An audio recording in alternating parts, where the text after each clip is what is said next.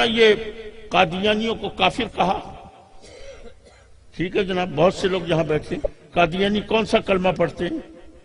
لا الہ الا اللہ محمد رسول اللہ. قادیانی کتنی نمازیں پڑھتے ہیں؟ 5 نمازیں. وہ اپنی نمازوں سے پہلے اذان دیتے ہیں. گو اب آئین پاکستان کے آئین کے اندر قادیانیوں کو منع کر دیا گیا ہے کہ لاؤڈ اسپیکر پہ اذان نہیں دے سکتے. وہ اپنی عبادت گاہ کے اندر اذان دیتے ہیں، لاؤڈ اسپیکر نہیں لگا سکتے. عبادت گاہ کے اندر ان کی عبادت گاہ کو، اب تو ہم عبادت گاہ کہہ دیتے ہیں، پہلے ان کی عبادت گاہ کو کیا کہا جاتا تھا؟ مسجد کہتے تھے. مسجد کہتے تھے، لکھا ہوتا تھا مسجد قادیان. جیسے ابھی بھی لکھا دیکھتے ہو نا مسجد اہل حدیث، تو اسی طرح ان کی مسجدوں کے باہر بھی لکھا ہوتا تھا مسجد قادیان یا احمدی مسجد، یہ لکھے ہوتے تھے. اللہ اکبر. ان کی اذان کون سی ہے؟ یہی اللہ اکبر اللہ اکبر، اشہد ان لا الہ الا اللہ، اشہد ان محمد رسول اللہ، حی علی الصلاۃ حی علی الفلاح، اللہ اکبر اللہ اکبر اللہ اکبر. یہی اذان وہ اپنی عبادت گاہ میں دیتے ہیں. نماز یہی ہے، اذان یہی ہے، قرآن یہی ہے، کلمہ یہی ہے.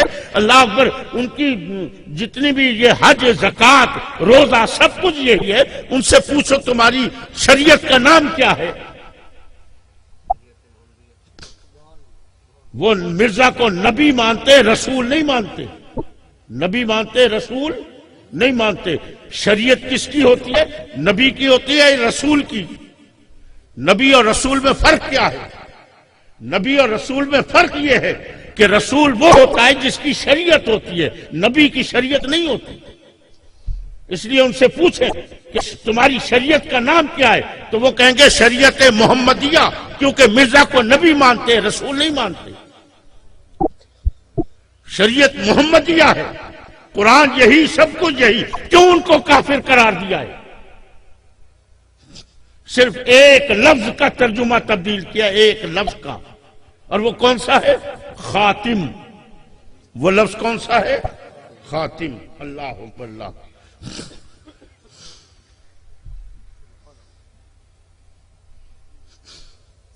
حضور کو خاتم النبیین مانتے ہو؟ کسی سے اس سے پوچھنا قادیانی سے تم مانتے ہو، وہ کہے گا مانتے ہیں. کسی قادیانی سے پوچھ لو، وہ کہیں گے مانتے ہیں، خاتم النبیین مانتے ہیں. اللہ اکبر اللہ.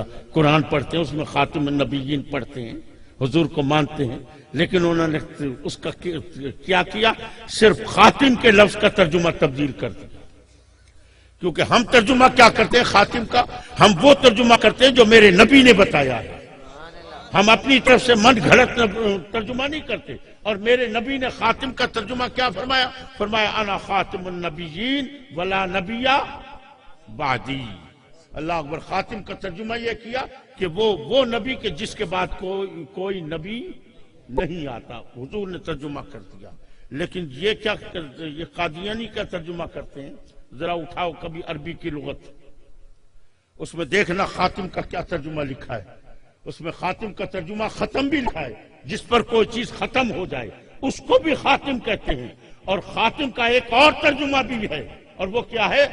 خاتم اس ہیرے کی انگوٹھی کو کہتے ہیں جو زیورات میں چاہے کتنے ہی زیورات پڑے ہوں، لیکن تمام زیورات میں اپنے ہیرے کی وجہ سے وہ اس طرح چمک رہی ہو، دمک رہی ہو کہ سارے زیور ہیچ ہو جائیں اور وہ سب سے اعلیٰ نظر آئے.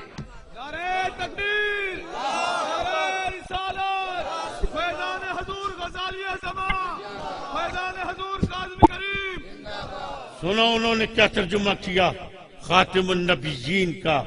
انہوں نے ترجمہ کیا کہ یہ محمد وہ نبی ہے جو سارے نبیوں میں اس طرح چمک رہا ہے، دمک رہا ہے کہ سارے نبی ہیچ ہیں، یہ سب نبیوں سے افضل نبی. سونا کیجا سونا ترجمہ ہے نا سونا ترجمہ. بل تھی ونجو نا قادیانی کیا تھی دے. کتنا خوبصورت ترجمہ ہے کہ سارے نبیوں میں سب سے افضل نبی ہے. سب سے زیادہ چمکنے والا نبی ہے، یہ اس ہیرے کی طرح، ہیرے کی انگوٹھی کی طرح نبی ہے جو سارے زیوروں میں چمک رہی ہو۔ اللہ اکبر، پھر بنو گے قادیانی؟ حسین ترجمہ ہے، خوبصورت ترجمہ ہے۔ یار چھوڑ دے بھائی، میرے اوپر رحم کر دو یار۔